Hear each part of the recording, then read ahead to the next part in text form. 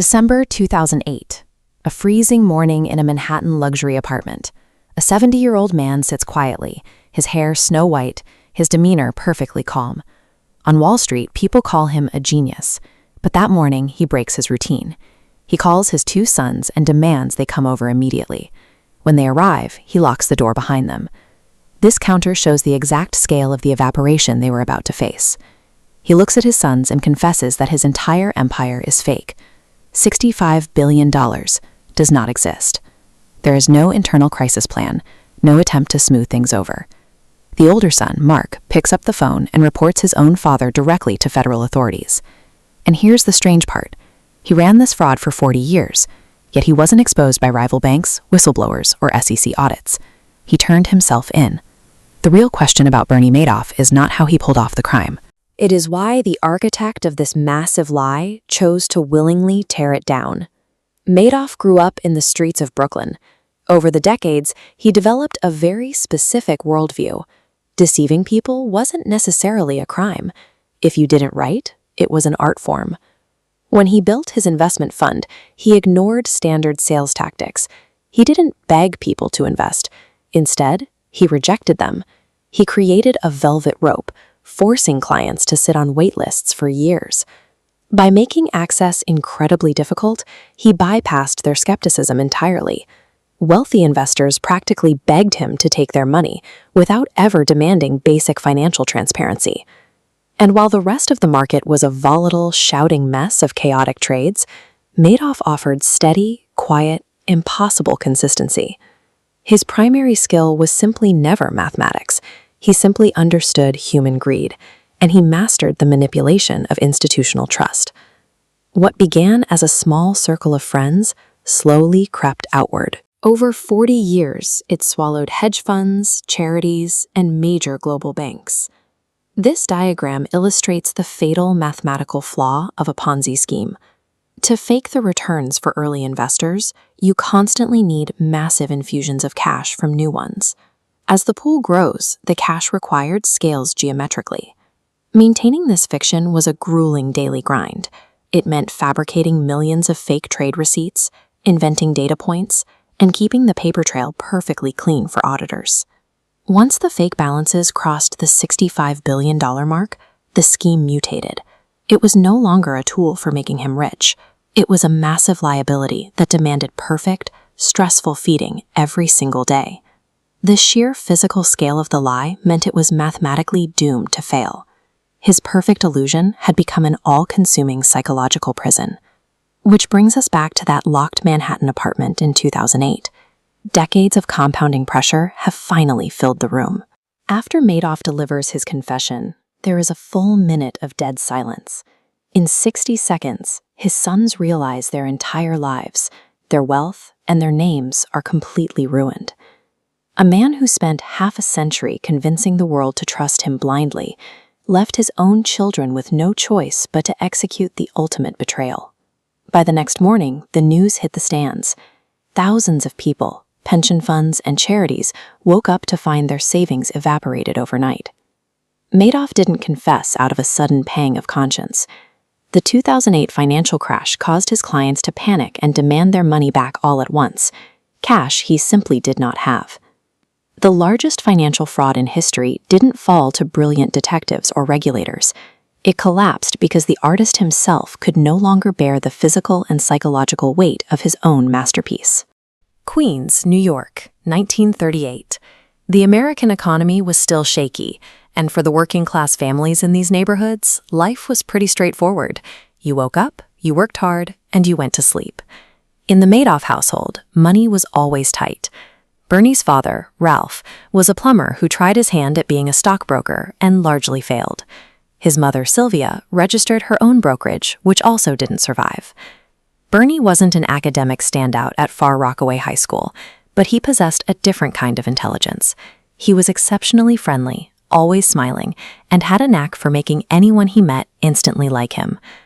Growing up around failing businesses while possessing an innate ability to win over strangers taught Bernie an early lesson in optics.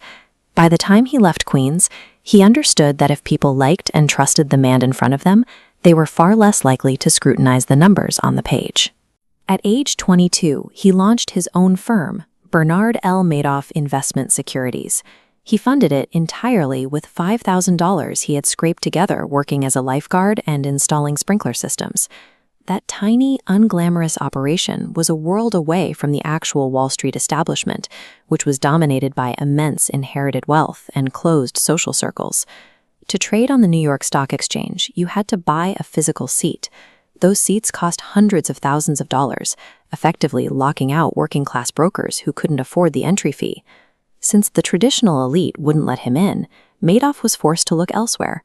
He turned to unregulated alternative markets, a move that would dictate the entire trajectory of his career. He focused on the over-the-counter, or OTC, market. This was where unlisted, smaller companies traded. It lacked the prestige of the big board, but it offered an opening. His real edge was technology. While the rest of the financial district was still executing trades manually over slow phone calls, Madoff began using early computers to automate his deals, cutting costs and speeding up transactions. That technological expertise put him in the right place at the right time. When the National Association of Securities Dealers launched the first electronic stock exchange in 1971, Madoff was part of the team that helped build its infrastructure. The former sprinkler installer eventually rose to become the chairman of that very exchange, NASDAQ. By helping design the actual systems used to facilitate and regulate modern electronic trading, Madoff gained a level of institutional credibility that made it nearly impossible for anyone to question his legitimacy. As wealth flowed into his firm, Madoff adopted a strange client strategy. Most brokers desperately pitched their complex methods to win business. Madoff refused to explain his trades, offering almost zero transparency. This chart shows exactly what his clients were buying into.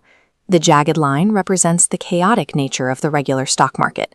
The straight, perfectly smooth line is Madoff's reported performance, a consistent 10 to 12% return year after year. Even during severe downturns or major financial crashes, his numbers never flinched. The profits arrived with the mechanical precision of a clock. Rather than suspecting fraud, the financial community assumed Madoff possessed a proprietary mathematical strategy that simply worked more efficiently than anyone else's. Investors were making too much money to ask difficult questions. Their own desire for steady, risk-free profit encouraged them to protect his secretive operation rather than investigate it. By the 1980s, Madoff had accumulated the ultimate markers of Wall Street success: luxury apartments in Manhattan, a villa in France, private jets, and massive yachts. His legitimate trading operation ran out of the bustling 17th floor of the Lipstick Building in Midtown Manhattan. He embedded himself deep within high society, becoming a major philanthropist for schools and hospitals, especially within the Jewish community. He even employed his two sons, Mark and Andrew, in his legitimate trading division. Generous, charitable giving and a pristine family image served as the perfect social camouflage. Questioning the ethics of a man who funded your community's hospitals simply wasn't done. But just one floor up, completely isolated from the legitimate operation and his own family, was the 18th floor. Only a handful of trusted employees had access here. It housed banks of computers that didn't execute real trades. Instead, they were used solely to generate thousands of fake paper statements, documenting investments that didn't actually exist. This single hidden room was the engine room for an entirely fabricated reality. It sustained a $65 billion deception that ran unchecked for nearly 4 decades. The largest financial crime in history didn't succeed through complex mathematics. It worked because Madoff spent 40 years carefully engineering a facade of absolute reliability, exploiting the personal and professional trust of everyone around him. In a normal investment, your manager buys an asset. It grows and you get a return. But in a Ponzi scheme, that middle step vanishes. Cash from new investors is handed directly to older ones. The illusion only holds if fresh money keeps arriving. This model, popularized by Charles Ponzi in 1920, has a built-in expiration date. The second the influx of new investors dries up, or the old investors ask for their money back in mass, the loop breaks and the entire structure collapses. Because they require a constant, exponentially growing supply of new cash to survive, these schemes usually implode within months. Yet Bernie Madoff managed to keep one running for 4 decades, stealing billions in the process. The physical setup of Madoff's operation tells you exactly how he pulled this off. His headquarters were located in Manhattan's imposing Lipstick Building. Down on the 17th floor, Madoff ran a completely legitimate brokerage firm. Hundreds of employees bought and sold real stock, generating actual legal profits for the company. But right above them, on the 18th floor, was the investment advisory business. This was a locked-down, highly secretive office where client funds were supposedly managed. In reality, absolutely no investing happened here. The people working on the 17th floor had no idea what was happening above them. Madoff used the sheer physical reality of a successful trading floor to provide cover for the absolute fiction happening right above their heads. When a client handed over $1 million, that money never entered the stock market. It was simply deposited into a specific Chase Manhattan bank account where it sat completely idle. Every month, the clients expected a detailed statement showing how their investments were doing. Providing that fell to Madoff's right-hand man, Frank DePascali, and a tiny circle of trusted employees on the 18th floor. Instead of predicting the market, the Pascali's team looked backward into historical charts to find where a stock had already gone up. They printed fake trades, claiming they bought low and sold high. If checked, these numbers perfectly matched real-world records. By retroactively cherry-picking winners, Madoff delivered a mathematically smooth 10 to 12% return year after year. He replaced the chaotic reality of Wall Street with a comforting, verifiable illusion. You would think a scheme desperate for constant cash flow would accept money from anyone. Madoff did the opposite. He ran no advertisements, made no cold calls, and routinely turned down investors who asked to join. Being rejected made people want in even more. Investing with Madoff became a coveted status symbol among Palm Beach elites, charities, and high-profile figures like Nobel laureate Elie Wiesel. This intense demand spawned an entire secondary industry of feeder funds. These were separate investment groups whose entire business model was collecting money from their own clients and blindly funneling it to Madoff, skimming off hefty management fees for themselves along the way. Madoff weaponized exclusivity to protect his fraud. Because it felt like a privilege to be invited, and the steady returns were enriching them, his clients actively chose not to ask the hard questions. Those perfectly steady returns should have been a massive red flag. No real investment strategy could deliver positive yields straight through the 1987 Black Monday crash, the dot-com bubble bursting, and the fallout of September 11th. A financial fraud investigator named Harry Markopoulos calculated that Madoff's consistency was mathematically impossible. Starting in 2000, Markopoulos repeatedly handed the SEC detailed mathematical reports proving Madoff was running a massive fraud. He tried again in 2001, 2005, and 2007. But Madoff was a titan of Wall Street and a former chairman of the NASDAQ exchange.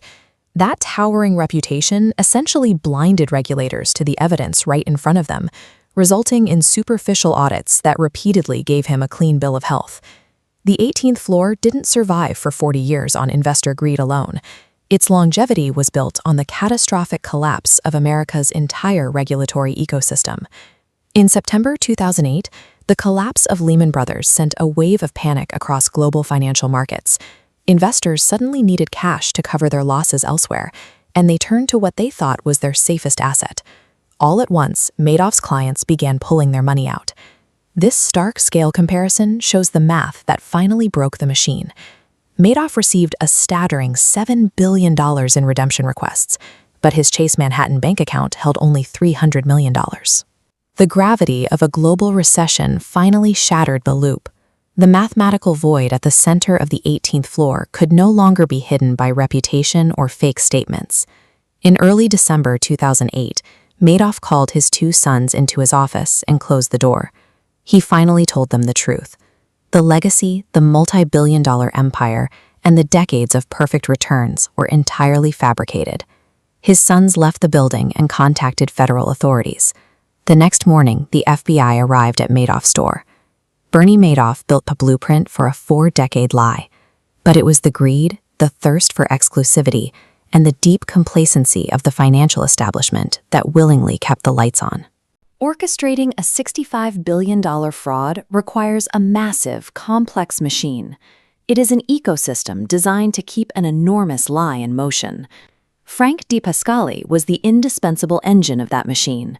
He arrived at the firm straight out of high school with no formal financial background. Personally trained by Madoff, he eventually became the primary operator of the firm's 18th floor, the space where the actual fraud took place. This account summary is a sample of Frank's daily output. By pulling historical stock prices to fabricate thousands of documents exactly like this one, his team produced a mountain of paperwork that gave the scheme undeniable legitimacy. Frank operated this criminal engine with a singular, deadly form of loyalty. He was a man so dependent on Madoff's approval that he spent his entire career maintaining a lie he never dared to question. Public anger immediately focused on Ruth Alpern Madoff. The world assumed she must have known the truth behind the family's sudden and extreme wealth. The FBI and federal prosecutors spent months investigating her involvement, eventually determining there was no evidence of criminal activity. Ruth faced no charges. Legally, she was innocent. That legal innocence did nothing to slow her personal ruin. The government seized her apartments and villas, while the public hounded her into isolation. Within 4 years of the arrest, her eldest son, Mark, took his own life, and her younger son, Andrew, died of cancer.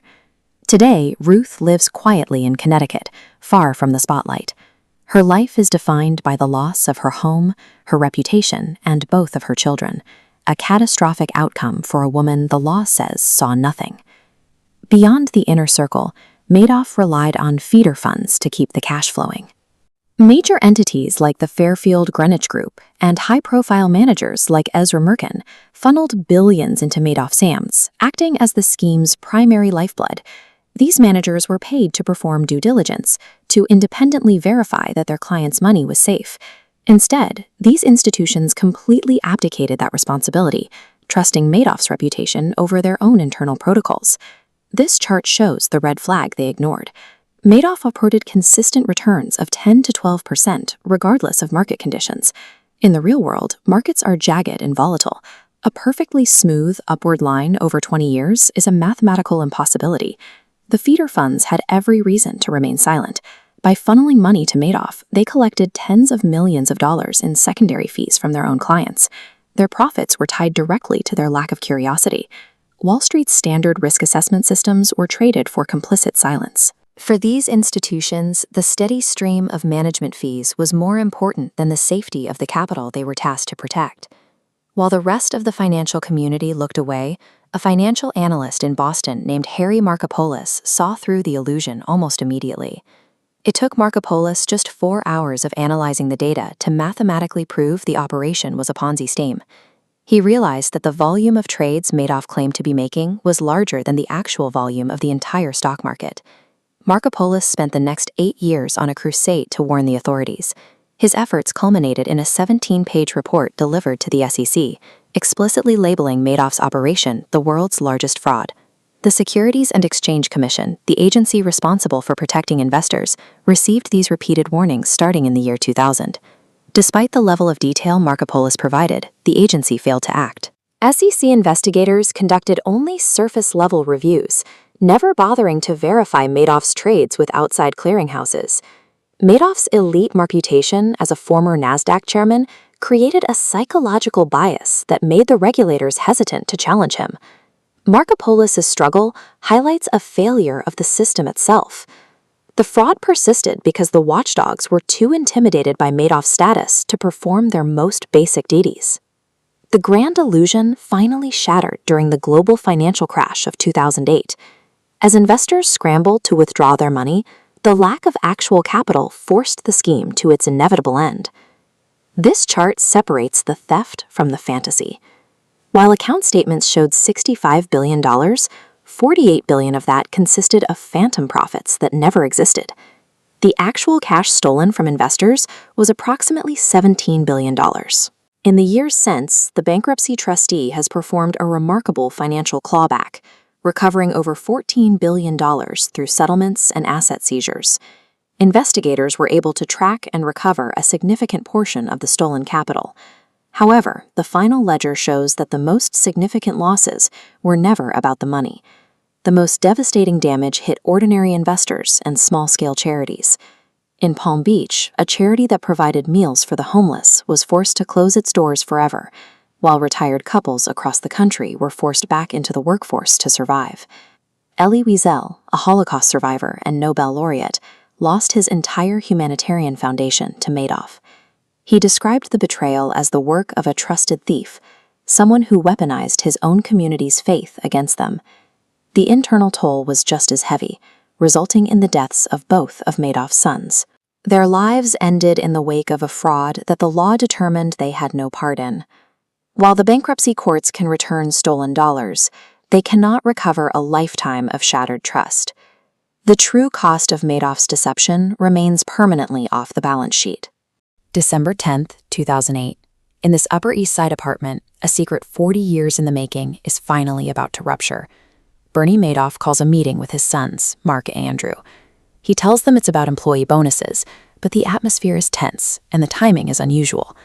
Bernie stops the charade and speaks the only 3 words that matter. The business is a fraud. The shock is immediate. After Bernie confirms the truth, Mark and Andrew walk out and go straight to their lawyer. Within hours, they reach a decision that will change their lives forever. They notify the FBI. By choosing absolute truth over family loyalty, the sons effectively end their relationship with their father, ensuring he will never be a free man again. The next morning, the FBI knocks. Bernie is already in a suit, calm and waiting. When asked if there's an innocent explanation, he simply admits there is none. He is let out in handcuffs. The media circus is already there, capturing the moment the Wall Street genius was reduced to a common criminal. Overnight, a single confession transformed the most trusted man in finance into the face of a global deception. There was no dramatic trial. Madoff pleaded guilty immediately, sending the case straight to a sentencing hearing in a courtroom packed with victims. Elderly couples and charity workers stood before the judge, listing everything Madoff had stolen: their retirement savings, their dignity, and the funds used to feed the hungry. Madoff claimed he lived in a state of torment, but Judge Denny Chin wasn't moved. He handed down the maximum possible penalty, 150 years. The sentence was a symbolic victory, but it couldn't restore what was lost. Locking Madoff away for life didn't return a single dollar or fix a single ruined life. Madoff was sent to Butner Federal Prison in North Carolina. Paradoxically, he found a way to thrive there, regaining his status as a financial authority by giving investment advice to his fellow inmates. While Bernie settled into prison life, his family fell apart. Exactly 2 years after the arrest, his eldest son, Mark, committed suicide. His younger son, Andrew, died of cancer a few years later.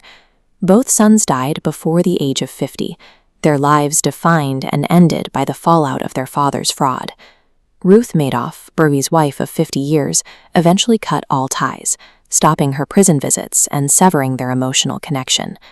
Bernie Madoff's deceit achieved the total, irreversible eradication of his bloodline and his legacy. Amid the ruins, trustee Irving Picard began a global search to recover the billions that had vanished into Madoff's accounts. The headline fraud was $65 billion, but actual cash invested was much lower. Picard recovered over $14 billion, roughly 80% of the principal. This money was pulled from theater funds, banks, and foreign estates that profited before it collapsed. It was a massive success for the legal system, but it moved slowly. Many elderly investors passed away before the recovery efforts ever returned their life savings. Bernie Madoff died in 2021 at the age of 82. He passed away from kidney failure, alone in a prison cell, without his wealth, his family, or a final statement. Following his arrest, the SEC introduced new whistleblower reforms to catch the next individual fraudster. Yet the 2008 financial crisis was already underway, a systemic rot that nearly destroyed the global economy, but resulted in almost no arrests of major bankers. Madoff was a clear, easy target for public anger. By focusing on his individual guilt, the broader system avoided a deeper reckoning with the widespread fraud that lacked a single, convenient face. Whether it's Bernie Madoff in the US or Harshad Mehta in India, the story of the massive fraud always follows the same pattern. In both cultures, investors were blinded by the prestige of the name and the consistency of the returns. They stopped asking questions because they liked the answers they were getting. Today, if you're offered a secret formula or returns that seem guaranteed, remember the cost of staying silent.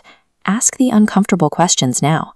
The questions you fail to ask early in an investment are the ones that will bankrupt you later.